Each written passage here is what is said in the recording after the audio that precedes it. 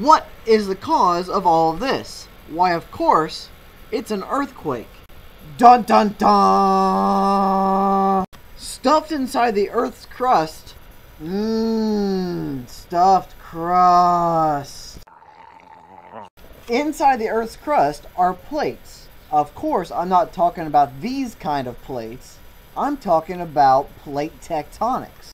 The entire Earth is made of these plates, and they are constantly moving.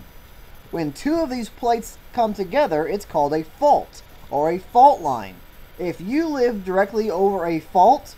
Welcome to the danger zone. When two of these plates rub together, they build up a great deal of energy. It's much like if you were to rub your hands together.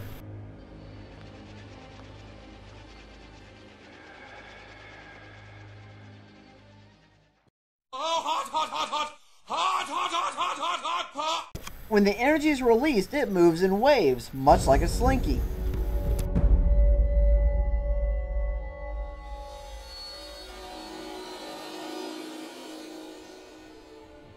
And as those waves move, they cause the ground to shake.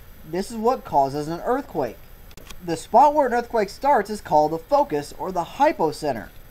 The spot directly above the focus where the earthquake hits the surface is called the epicenter.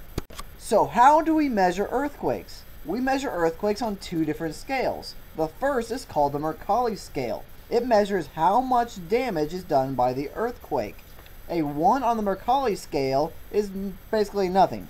A 12 on the Mercalli scale is total destruction. The second scale is the most common scale, called the Richter scale. It measures the size of the waves as an earthquake happens. A 0, pretty much nothing. But a 10, once again, we're looking at total destruction.